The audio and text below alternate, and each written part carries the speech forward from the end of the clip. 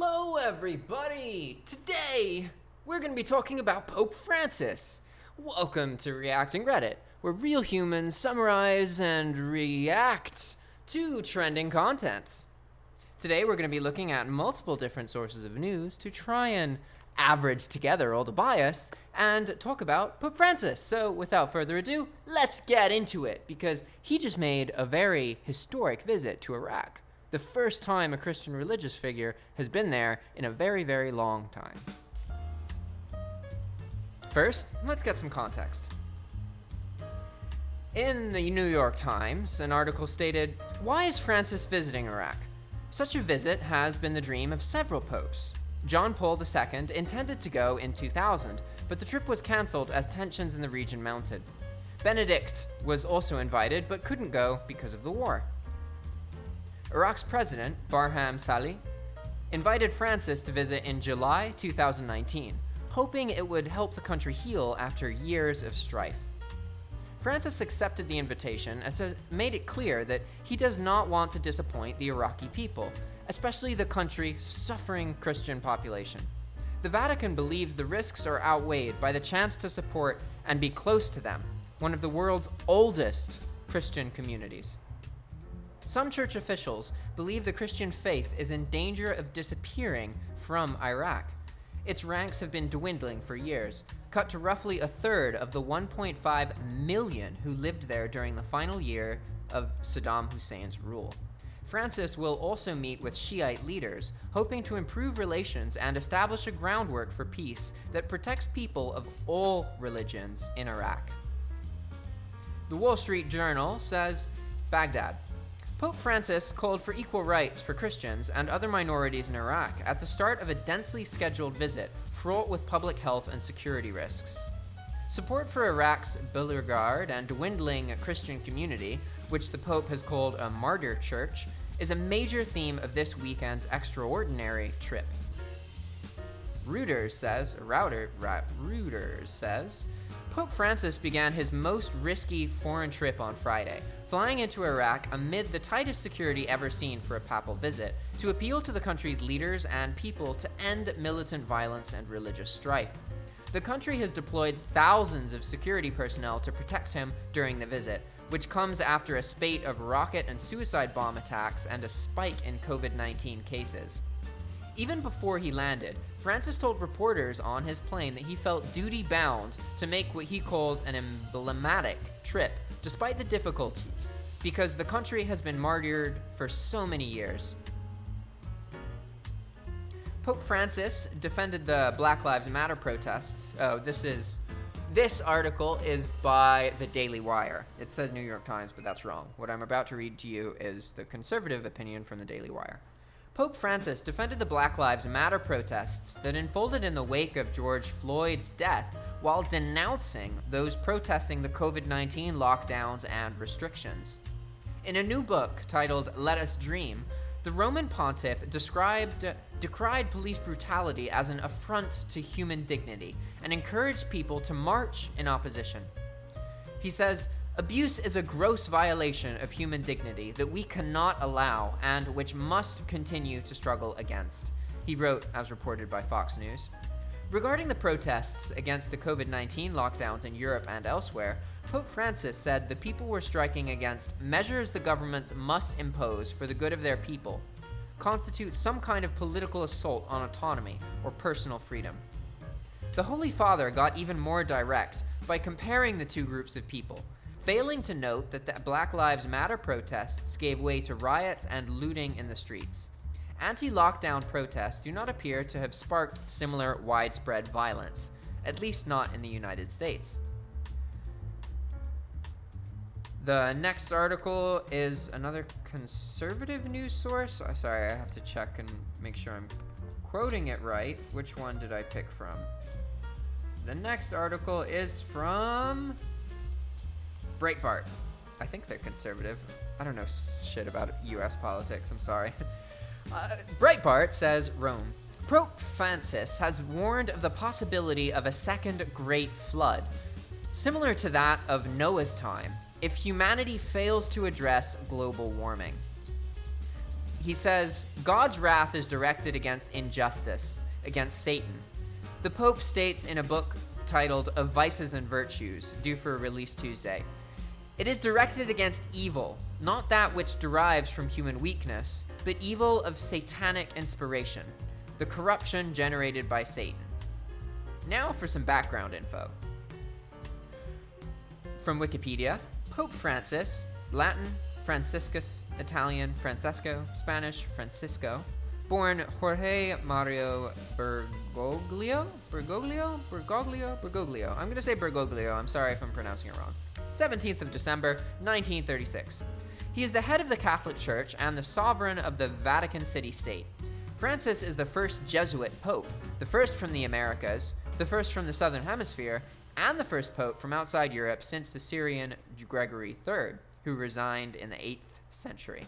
That was a long time ago. Born in Buenos Aires, Argentina, as a young man, Bergoglio worked for a time as a bouncer and a janitor before getting trained as a chemist and working as a technician in a food science laboratory. After recovering from a severe illness, he was inspired to join the Society of Jesus, the Jesuits, in 1958. He was ordained a Catholic priest in 1969. 69. And from 1973 to 1979 was Argentina's provincial superior of the Society of Jesus, the Jesuits. He became the Archbishop of Buenos Aires in 1998 and was created a cardinal in 2001 by Pope John Paul II. Finally, the Reddit reaction. Now we're going to look at other people's responses to him, and I'm also going to share how I feel about the Pope. Some context into how I feel. I'm not a religious person at all.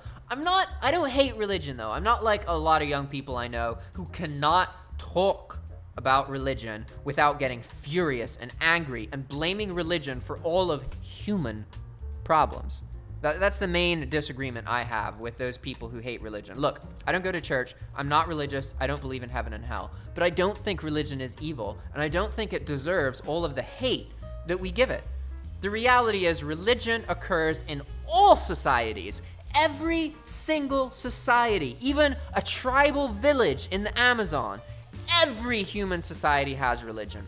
So the chance of it permanently going away is almost impossible. It's just going to adapt and change. Religion is an important part of the human struggle. And I believe that there will be modern religions in the future that accommodate for this and are more relatable than the traditional, more conservative religions that honestly are totally failing. Religious people are declining to the point where the third biggest religious group is agnosticism and atheism. That is brand new for humanity because prior to the past 100 years, most people were not agnostic or atheist. Absolutely not. The vast majority of people were either Christian, Islamic, Jewish, Buddhist, Hinduist. That's like basically all of them. Whereas nowadays, the third biggest religious group is non-religion. So it's important to understand that religion, the way it has been studied, is declining hugely. And if religious leaders don't modify, that is going to continue to change. And my main disagreement with my peers, I agree that the way religion worked, religion was used as an excuse to slaughter, murder, and rape people. Religious conquest hurt loads of people. But here's the issue. Religion didn't cause that. Humans caused that, and humans did shitty things, and they just said it was because of religion. But the Bible didn't inspire them to go out and conquest and find gold. Greed did. The Quran doesn't inspire people to blow other people up. Manipulation and terror and the effects of the United States overreaching in its foreign policy caused that, not the Quran. All of the religious texts emphasize being a good person and being kind. In the Quran, one of the most important things you are supposed to do is live a life where you do your best to feed and provide for the poor. That is a huge part of the Quran, to the point where you're supposed to fast to understand what it's like to not have food, to be able to more empathize with poor people.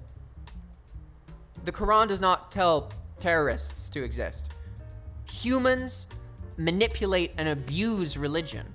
It's not religion corrupting humans. It's humans corrupting religion. And that's my main point I want to make. That's how I feel. I know you don't disagree with me. Most of my friends don't agree with me. They tell me that religion is what causes people to do horrible things. I tell them it's fucking humans being assholes and blaming religion. Just like politicians claiming this when secretly doing that. They're not like that because they're from their country. They're like that because they're greedy humans making up bullshit instead of being straight up and honest. And you can say the same thing with corruption and religion, okay? That being said, now let's get into the Reddit comments. The first one is by Sander798, and it's responding to the question, what do you think about Pope Francis? Unreligious people seem to love him. Protestants love to point to his confusing teachings as why Catholicism is bad. Your average Catholic seems to love him. Internet Catholicism either hates him or thinks he's okay. I worry he is unintentionally causing significant harm to the faith for no real gain. I wish he would respond to his critics, even just for a moment, so that there wasn't so much constant speculation over his opinions. I may not like his less systemic style, but he is our Pope, and he teaches many good things. We ought to pray for him every day, and coming to this sub has recently made that very hard. Did you know this Pope? This Pope has openly approves of lesbian and gay people being in church and wants church to be more inclusive of gay people? That's insane for a Pope to say, and obviously that's one of the reasons he's so controversial, because exactly like this first sentence, unreligious people seem to love him. I'm one of those people. I am not religious. I guess I'm spiritual. I believe I have a purpose and a fate, and I'm here to improve the quality of access to information for people who live in impoverished countries. Yeah, I have a purpose. I feel a spiritual purpose.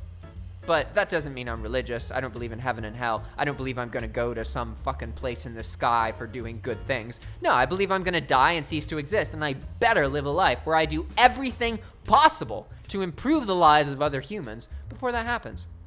And this Pope is kind of an inspiration for that. He regularly takes risks for what he believes is right, and that is something that is so fucking rare in our society, especially amongst politicians. They hate taking risks. They will happily flip-flop on their biggest core belief just because more people will believe in them and vote for them. They are very risk-averse, and I don't like that. So I personally am an unreligious person who has a lot of respect for the current Pope. I didn't like any of the other popes. I haven't liked anything I've learned about any of them, and they all have a history of covering up child abuse, molestation, and sex scandals. So that's just part of Christianity, I guess. Oh, wait, you mean if you repress sexual desire, bad shit happens? Who'd have thunk? Oh, that's so crazy. And that's one of the things, like, one of my problems with modern religion is it makes you feel guilty for being a human. They make you feel guilty for wanting to make love to somebody you're not married to, even if that person is incredibly close to you, even if together you are a team that works to be positive and share good things with people and make the world a better place. They don't give a fuck, you're still going to hell. And that's the part of religion that needs to change. Religion needs to be more open-minded to other religions. There is no way. Like, okay, you're Christian? What, you think you're the only right religion and Islam is all wrong and Judaism is all wrong and Buddhism is all wrong? Well, guess what? The Islamic people also think theirs is the right religion and yours is wrong. And you can't all be right. And that's the main problem. The fact that these religions hate the other religions. They have to be inclusive of the other religions. They have to tolerate the other religions. These are the things that have to change. And if they don't change, religion as we know it will die. And as far as I'm concerned, that's okay. But I believe that they're going to change and they will modify. And what religion looks like in 200 years is going to be very fundamentally different than what religion looks like now. It is true, humans used religion to manipulate and control and harm other humans for 2,000 or more years. And we're at the kind of end of that, where now people are manipulating and controlling each other with other methods and using religion less. All right, let's keep going. Arcjal says, see, unintentionally. Yeah, that's one of my bigger qualms. We've been through this cycle of ambiguity before. At this point, I am beyond convinced that he knows pretty damn well what he's doing, specifically when the Vatican has issued clarification statements of several of his slip-ups. Yeah, like he insinuated that hell didn't exist. I love it. It's great. Texan Lone Star says, I can't wait for it to end. I feel bad for saying it, but I would rather not sin and lie to you. Oh yeah, because we're all humans and we're just bathing in our own sin and we have to go ask for forgiveness for the horrible pieces of shit that we are. I pray every day for the Pope's ministry, but since it seems my prayers go unanswered, then I simply wait it out. In terms of what he does right, I guess he's pretty humble. He does a lot of nice charity type stuff. Yeah, he even went to visit the birth of Christianity that all the other popes have neglected, even though there's actual danger for his life, but he still chose to take that risk. This guy's a badass, like he really is. He fights for what he believes in, and I don't agree with what he believes in, but I can't not respect somebody who is ambitious about their beliefs and isn't afraid to tackle controversy, because honestly, most politicians and most people are just fucking terrified of other people disagreeing with them and offending, and we just want to talk shit about everyone who doesn't agree with us. We just want to surround ourselves with like-minded people who listen to us and think the same way and look the same and embrace all the fucking racism in the world. It's ridiculous. For about 2 years, I've been seriously doubting the truth of Catholicism. Oh, this post is by Zara Von P.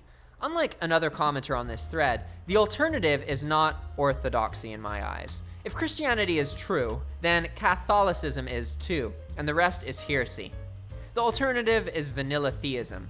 Pope Francis is, of course, not the cause of my doubts, but his actions and statements, as well as the actions and statements of many bishops, has been fueling my doubts from me shrugging them off when they came up from time to time, to me having no spiritual life anymore.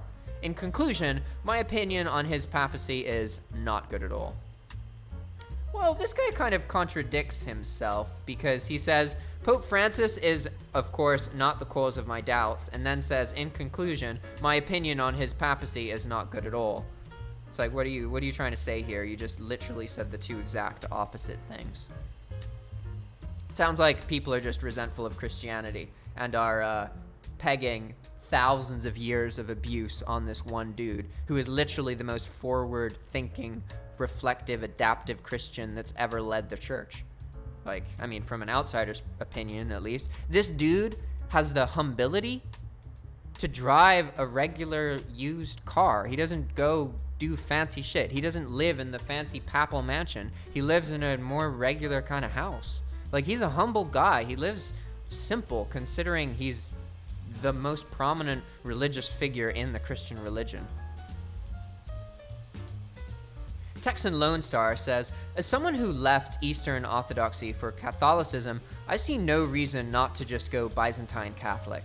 It's not like the Eastern Orthodox Church doesn't have its problems with national churches, with no leader, fighting with each other, Ukraine schism, or their complete lack of evangelization. I don't know what that means. Some Orthodox are very boastful of their recent growth and claim we're dying, but they ignore the fact that if you applied the same faulty logic to their denomination, one could say Orthodoxy failed so hard everyone became a communist and killed their priests.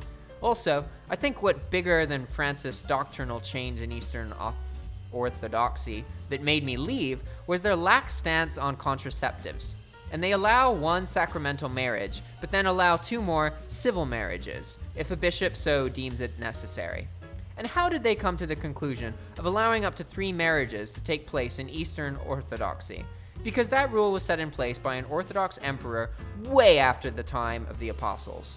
To base divorce and remarriage, 1 sacramental, 2 civil, on an emperor is not an apostolic tradition in the latest. No Orthodox bishop or priest I asked in real life or on Facebook could ever give me a coherent argument as to why they say they don't allow it, but why do they marry non-sacramental? They always say, well, like, mysticism and economia, man. Economia cannot skirt around dry-cut commandants from Christ. Yeah, I totally disagree with this person, but at the same time, this mentality is why religion is failing. This mentality is why the third most popular religion is no religion. It's not just Christianity, it's all religions that make people think that having sexual romances with other people when you're not married is a sin. That's a fucked up thing because it makes you think there's something wrong with you for having sexual desire. And guess what? You're gonna have sexual desire almost every day of your life for the rest of your life. So it puts you in a position where you're like, oh, I'm something's wrong with me. It's not meant to be like this. I shouldn't be thinking these evil things about all these attractive, beautiful people. Oh my God, I gotta go beg for forgiveness. Like, fuck that. Seriously. People just lie. We all have these desires, and that doesn't mean it's evil. It's all about how you express it, and when you repress that shit, you cause fucking problems. One of my closest friends was raped as a young teenager by another young teenager in a highly conservative religious situation. And guess what? That shit is common. And you know what's even more common? The fucking cover-ups on it. It's real. I know people who personally went through that. And I can't blame them for hating religion. Can you? What would you do if your fucking priest raped you when you were 11? You gonna think highly of God? No. It's not worth it. We should accept that people have sexual desires for each other. There's nothing wrong with that. What's wrong with it is hurting people, harming people, making them feel uncomfortable. That shit is fucked up. And it's fucked up to make people, other humans, feel guilty for liking somebody and not being married. So what, you want to be like, oh yeah, you want to have sex, but in order to do it without feeling guilt, you gotta get married and then probably get divorced because you jumped into a relationship without ever having sex before and you got married straight away and you guys actually weren't compatible. You were just so full of sexual desire that you weren't able to realize that. And then as soon as you're in the marriage, oh, guess what? It's a further fucking divorce. You can't even fix yourself. You're stuck. You're fucked. You're a piece of shit. Why do you think people are being less religious? Do you really need that explained to you? It's pretty fucking obvious. You know what you got, you, says, after a bishop's doctrine challenged you there, where would you go after that? You know, if this is causing you so much anguish, it's quite easy and reasonable to stop reading the news, listen to your pastors, and obey them when required, do works of mercy locally, and live a simple Christian existence. Valid point. I like not listening to the news. I would say that I do exactly that, except I'm not living a simple Christian existence. I'm living a simple me existence. I get to try and figure out how I can be better for other people, how I can be better for myself, and how I can come together and figure out how to help people who are impoverished empower themselves. That's my thing. How do I empower people to pick themselves out of their situation and improve their quality of life? Not how do I feed people? Because if you just give somebody who's hungry food, they need food again tomorrow, and they don't know how to get it. You have to teach people to fish, as the metaphors speak. Cheerful Aaron says, I think he's a good, holy, and very humble man whose perspective and mindset is alien to most American Catholics, especially the more conservative ones. And thus, there is a lot of misunderstanding and needless dismay. I think we'll probably appreciate him a lot more when he's gone. Yeah, and he's replaced by a raging pedophile asshole. I agree with Cheerful Aaron. That's the only comment I've agreed with so far. Chichiltot Rebelde says, whose perspective and he's responding to whose perspective and mindset is alien to most American Catholics, especially the more conservative ones. He says, so much agree with this. Catholicism as practiced and as seen in the global South is very different from the way it is practiced and seen in the global North.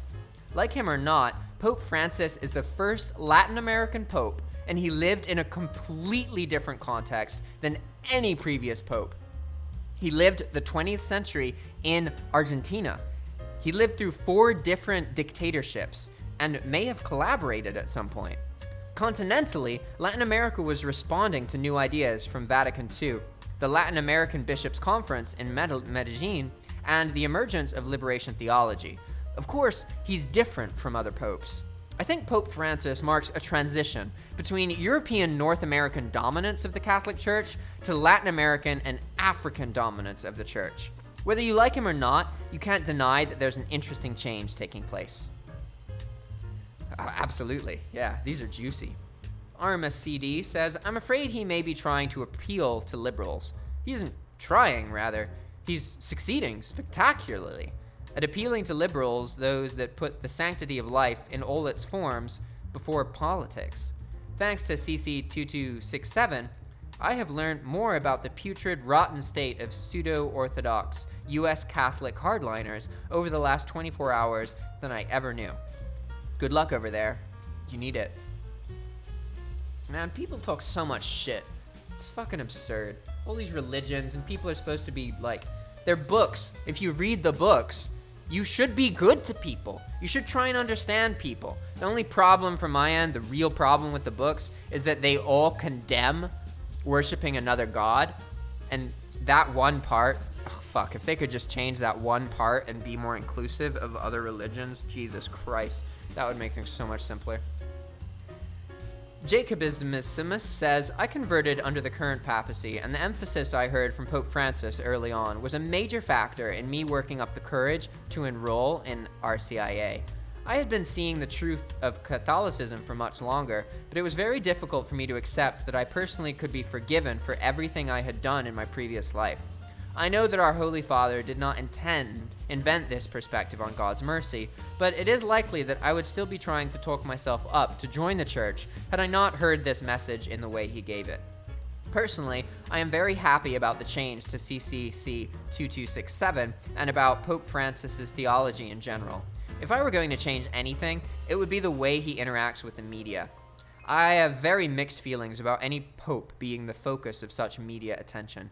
It seems like his job is to speak to Catholics across the world and not to be a PR person for the church to non-believers.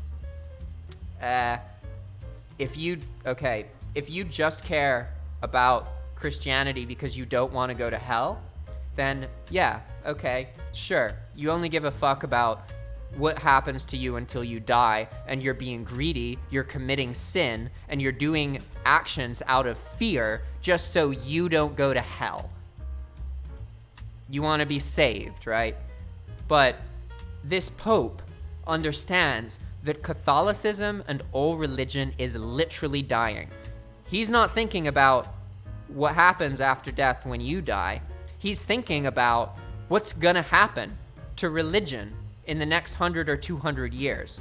And he's doing what he can to try and prevent Christianity from disappearing, because it is rapidly disappearing. Over the past 30 years, we've seen a transition from most humans being religious to the third biggest group of humans identifying as atheist, agnostic, or non-secular. We are in a time of change, and this Pope recognizes it. And you, just an average Christian who wasn't a Christian, did some normal things, you had sex with someone you were in love with, and you think you sinned because you weren't married and bullshit like that. Well, honestly, really, is that a good reason to become a Christian? Just so you don't go to hell? Because you're scared of going to hell? So you want to prevent you from suffering? So you go start being religious so you don't go to hell? Come on, that's fucking pathetic. That's not what Christianity really values. You should join it because you want to be better. You want to improve the world. You want to improve other people. You want to aid other humans and help them. And yeah, maybe you're misguided and you think that your way to help them is converting them into Christianity, but hell, at least you're trying to help other people. But that's not what most of us do, is it? Not at all. This next post is by Omestray. This thread is going to get mighty heated. Oh God, yeah, I'm just talking to myself about this and I'm heated. For my part, I'm disappointed. His office is supposed to be a guarantee of church unity, not just with Catholics, but of all Catholics of all times. Oh, that's dumb. Catholics back in the day did some fucking horrible shit. His refusal to clarify things is frustrating, and toxic divisions that have brewed up are not good for the church. His approach for the abuse crisis and the cover-ups has been painfully slow, if not outright bad. He should have continued the zero-tolerance policy of Benedict, who had no problem sacking over 800 priests. He has had good qualities in his commitment to remind Catholics to strive for holiness, even though it is formulated in a vague manner. To make it short, depending on the direction the church heads, he may be remembered as Honorius is remembered. I don't know who that is. Sorry, I don't know a whole lot about Pope history. I'm assuming Honorius was another pope. Looks like we're almost out of time now. Yeah, we're 30 minutes. I went too long. Anyway, all right, everybody. If you like this kind of content, please reach out to us. Do one of the 4 following. Comment on this video. Tell me how I'm wrong about religion and all that crap. Or tell me how I need to join your religion. You know, people love doing that. I got a bunch of Islamic friends, and they're always trying to get me to be Islamic. Or subscribe to the channel, or check out one of our other videos. There's many things you can do to support us, and honestly, the best one, it's not to subscribe, it's not to like this video, it's to just watch another video. Because if you really want to, you're going to subscribe. I don't want you to subscribe just because I told you to. I want you to subscribe because you watched content and you're genuinely interested in what we do in the future, all right? Thanks for watching, everybody, and I'll see you next time. Ciao!